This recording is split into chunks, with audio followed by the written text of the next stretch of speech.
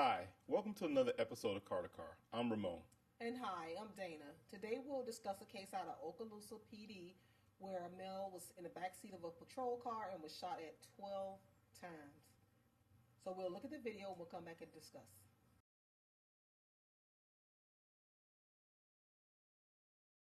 My car back. I've been asking all night, can I get my car back? Like, I don't care about the argument. I don't even know what the argument is about. I just want my car. I don't want to deal with anything. I know anytime we get into it, whether I'm right or wrong, he puts his hands on me or he threatens to put his hands on me. It gets very violent. There he is. Pat him down. What am I getting patted down for? Do you have any weapons on you? No. Okay. What am I getting patted down for? Because you're getting patted down. Why? Do you have any weapons on you? No, I don't have no weapons Okay. on me. What's that like that?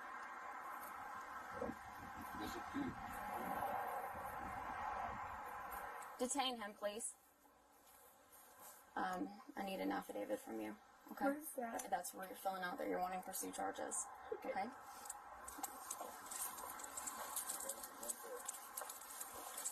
Where's our car?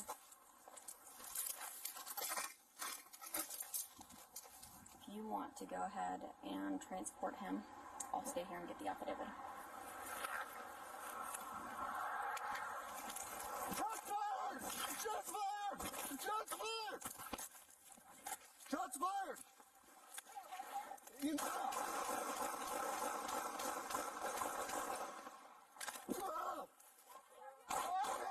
I'm hit! What? Everything! I hit the car! I was shot through the car! Oh!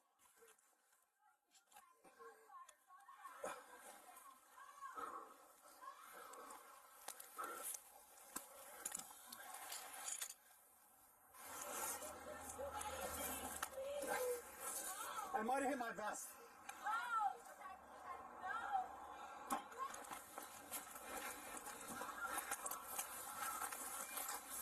Jesse, come back. One vehicle right there. Dude, am I hit? Do you know your tag number off the top of your head? Okay, it's okay. What? What? Oh! Where? Right there?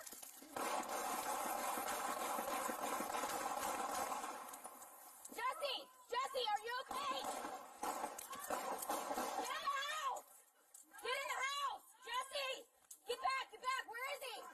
Where is he? I hit the car! I was shot through the car! 43, give me traffic. Shots fired. Shots fired. I got a deputy down. BBMS on standby. Suspect is going to be in the vehicle. Where are you hit? Where are you hit? Get back! Get back! I might have hit my vest. Okay. Get back! Get back! I'm not going to tell you go! Get back! Get back! Get her! Get her! Get her back now!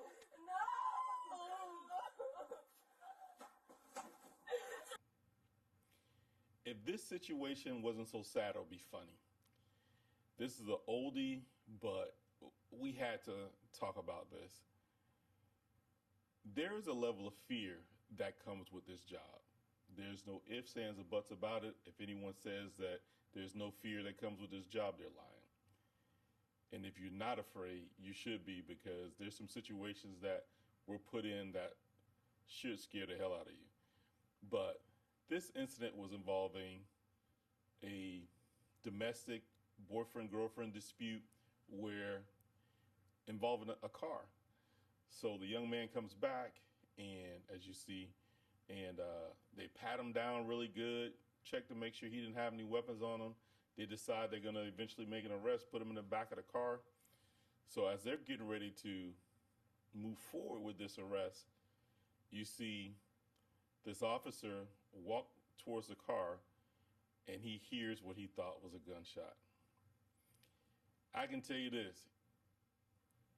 Them tactical roles would not have saved you if somebody was really shooting at you. But he did what he had to do to get out of harm's way. and then to discharge his weapon inside that car without seeing any sight picture, without seeing any threat, you know, he should have immediately got himself to cover and just pointed his weapon down range. When I say down range, I mean at the car. When I say sight picture, or I mean seeing whatever that threat was. And then you had the sergeant, who is disappointing because she's supposed to be at least one level up to be able to communicate and stop any situation that her officers may get involved in. And she just comes running out, where, over there, the car, and she starts shooting. This was very disappointing. And, you know, I'll give our police department credit. We may not be the best at everything, but we were very well trained.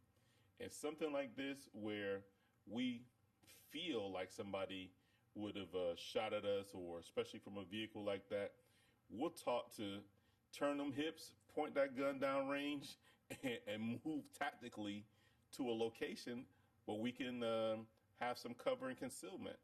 Even if we had to discharge our weapon, I will give us that. We are very well trained. This is a big police department, and I'm sure they're similarly trained, but this is a bad shooting. And, you know, what's disappointing about this is that this officer, although he got sustained, he was allowed to retire or quit. The sergeant didn't get any punishment, and she should have been punished for this, because there were some of her actions involving the shooting that was incorrect. You know, she shouldn't have just indiscriminately shot. I'm sure their policy does not say to lay down any cover fire or anything like that. I've never seen a policy that says just starts discharging around to help your partner get to safety. You know, have you ever heard of anything like that? I haven't. And one of the things that struck me is that in the video you can see, we'll go over to the sergeant and the complainant, the young lady's there, and she's writing a report, and you do not hear any shots being fired on their camera. And generally, I've been around in an area where shots are fired. You know that shots are fired. And generally, when you have people around an area like that, everybody's going to react to it. They'll look up. They'll just wonder what that noise is. And everybody's just business as usual. So the sergeant reacts to just Jesse, the Officer Hernandez, saying that, shots are fired, shots are fired. So she runs out and she just starts firing.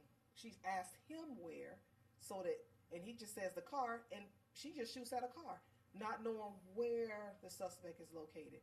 And when we talk about Officer Hernandez himself, and when he hears something, turns out to be an Acorn, and he starts rolling around, he just assumes that it's the car, but the window would have burst, so he would have had different noises. But nonetheless, he had time to roll and then get into a tactical position on one knee, and he started to fire, even though he saw that his windows weren't broken at all. So he, to me, in that situation, had tunnel vision, because he did not scan the area, because it looked from his body camera that there was nothing wrong with his car. I didn't see a hand out the window. I didn't see broken glass.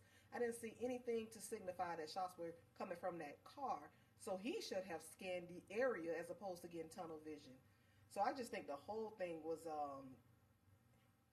that's why it's very important to have sight picture, to know what you're shooting at, because an incident like this can happen. And we really got to talk about fear. Obviously, he had some fear of something.